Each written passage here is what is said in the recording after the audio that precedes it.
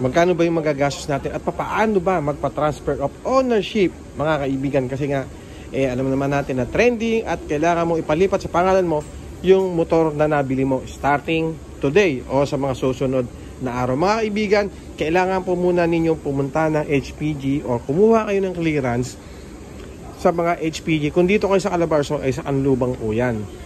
Magkano ba yung babayaran natin at ano yung mga requirements para makuha mo or para magkaroon ka ng HPG clearance. Mga kaibigan, ang bayad po muna sa HPG is nagkakahalaga ng 750 pesos. So, bago yan, mga kaibigan, dapat ihanda mo muna yung original na ORCR mo. Yung deed of sale mo, kailangan din naka-ready na dapat po ito ay nakanotaryo. Merong valid ID.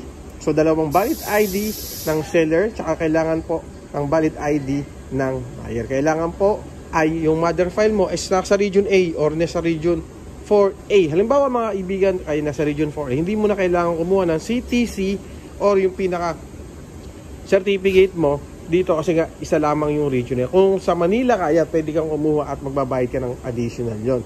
Kapag mga kaibigan, iyan ang kailangan mong gawin at kailangan mong tandaan kapag kukuha ka ng PNP clearance. At tandaan nyo mga kaibigan, sa PNP clearance aabot ka ng halos 2 araw. Kasi nga po, medyo matagal, medyo mahaba pila, especially ngayon. At dahil dyan, aabot po ito ng 2 araw. Magbabayad ka rin syempre ng stencil kasi kailangan ma-check yung motor mo, stencil pa rin yan ng HPG. At kapag meron ka ng PNP clearance, mga kaibigan, pwede ka nang pumunta sa LTO.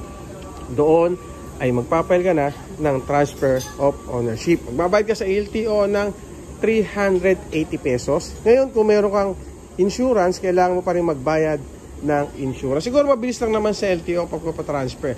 Siguro mga 2 to 3 hours. So, depende pa rin o magdidepende pa rin talaga sa haba ng pila. Pero mga kaibigan, lagi nyo tatandaan na dapat lagi tayo may hawak na original. At kapag hawak nyo yung mga original na dokumento nyo, magpa-xerox na po tayo. Magpa-xerox na po tayo, magpa-photocopy na po tayo. At mas maganda, dagdagan nyo na, damihan nyo na yung mga photocopy ninyo para hindi po tayo mamroblema. Kasi nga po, kapag po dun sa LTO o sa SPG kayo magpa-xerox, medyo mas mahal po ng konti yan. Diba? Kaya, kung ako sa inyo, kung nakabili kayo ng motor ngayon o sa mga susunod na buwan o susunod na mga taon, mas pilitin ninyo na mapalipat po sa pangalan ninyo. Kung may mga problema naman tayo sa mga dokumento tulad ng certificate registration mo, photocopy or xerox lamang, isa lang yung valid ID, isa lang yung ID, tapos hindi mo na mahagilap yung may-ari ng motor o yung first owner ng motor, ay mas maganda antayin po muna natin yung amnesty na ibibigay ni LTO. Wag po tayong pupunta agad-agad sa HPG o sa LTO para magpalipat ng pangalan. Kasi alam nyo mga kaibigan, masasayang lang yung oras ninyo, masasayang lang yung araw ninyo. Kung maglilib pa kayo sa loob ng isang araw, medyo sayang lang yon.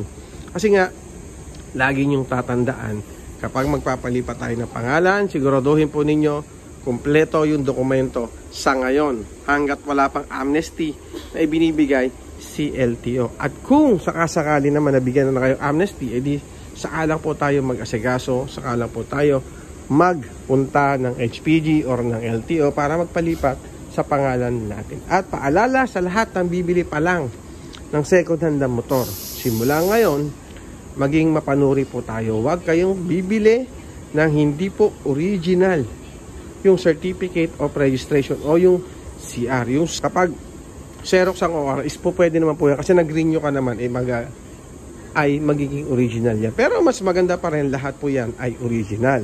At huwag yung kakalimutan yung 2 valid IDs na hindi expired or hindi na expired. Sa kasama na rin yan yung deed of sale na kailangan mong ipanotaryo.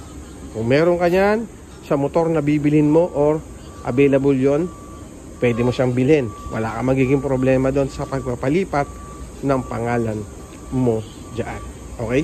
So yan mga kaibigan, sana nakatulong ulit ang video na to kung paano at magkano ang babayaran natin kapag tayo ay nagpunta sa HPG at nagpunta tayo sa LTO. Pwede rin yung isabay mga kaibigan ha? Kapag po kayo nag-renew ng rehistro, pwedeng isabay ang pagpapalipat ng pangalan para isang lakaran lang. Okay? Tsaka isang gastos lang. Yun lang. Maraming salamat. Thank you.